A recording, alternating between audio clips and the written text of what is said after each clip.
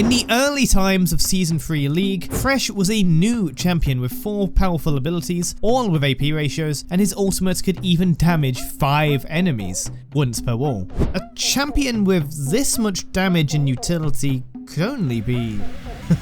Of course. Why then did Thresh take the path of full support? And even outside of the meta, AP Thresh was rather unheard of next to its funny AD sibling, which was strange since with the similar hook champion Blitzcrank, things were the opposite. Even though Blitz had a high AD ratio on his E knockup, Blitz meme builds almost always go the way of AP instead of AD.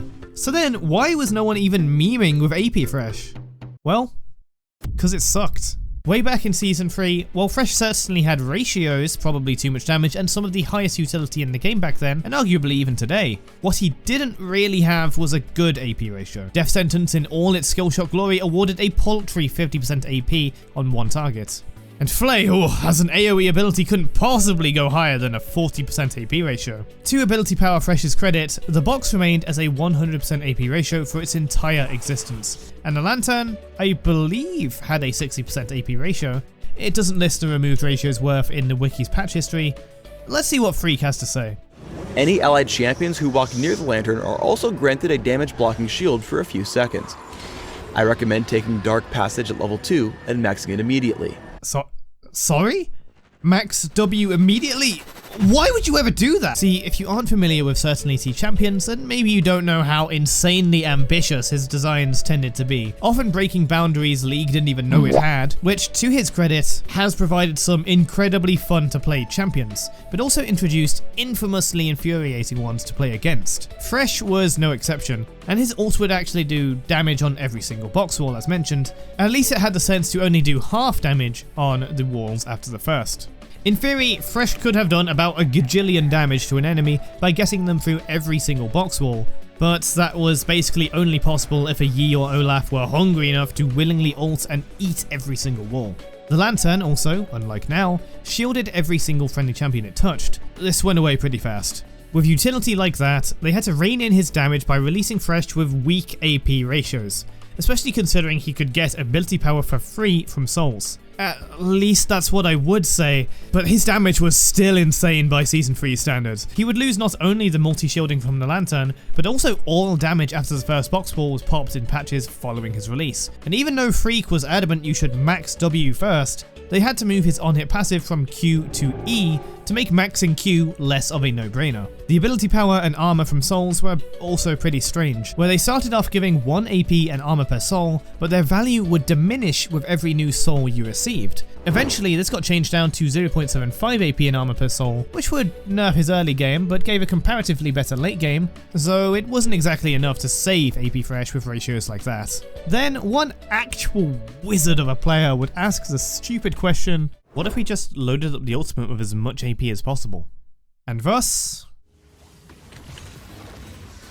Ooga Booga! This cringe individual was called Cryo, and as an off-meta player with off-meta viewers, gave in to the request to play AP Thresh. It was hardly good, but a 100% AP ratio was a 100% AP ratio. It was probably enough to kill something. This was before AP Thresh got its special treatment. In patch 13.3 and 13.4, Thresh got his AP ratios buffed and by no small amount. Q would go from that meager 50% all the way up to 90%, and Flay would finally become a respectable 70% ratio from the near useless 40%. This extra damage, particularly from Q, changed that meme Ooga Booga combo that nigh guaranteed a box wall hit into a literal death sentence, hitting for about 260% of your ability power on top of no small amount of base magic damage. It also unlocked decent wave clear for AP Thresh, allowing him some actual presence in mid lane without requiring minion dematerializer, and along his souls giving 1 AP and armor from another patch, and the changing of mage itemization, AP Thresh, though still not meta no matter how many mages are employed in support, was certainly no longer a joke.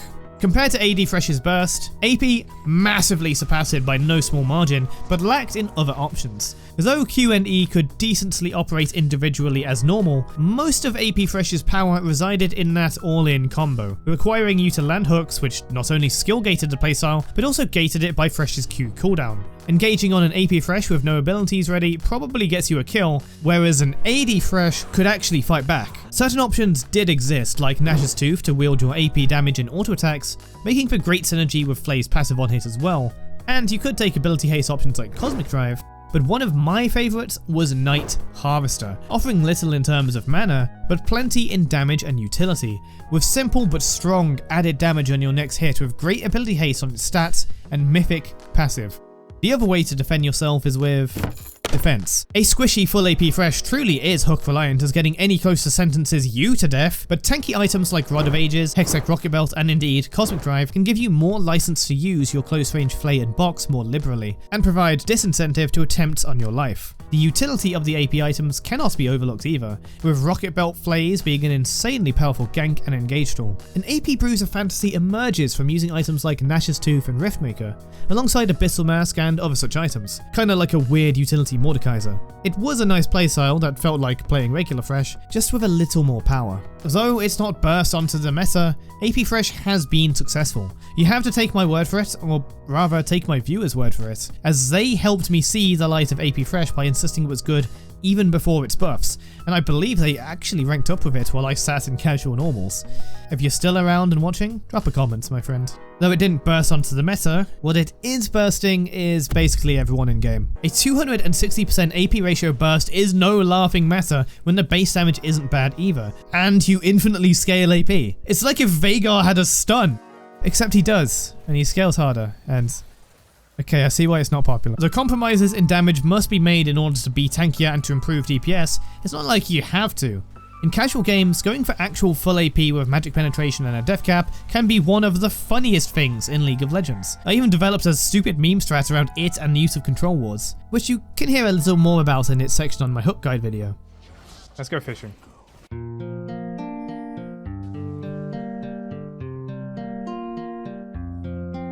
Hold on, we might have a bite. I'll take it. I'll take it.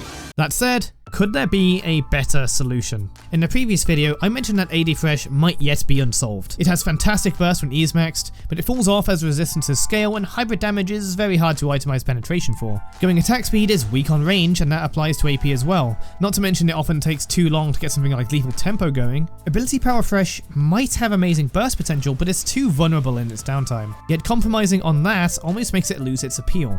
Man, if only we could have the best of both worlds.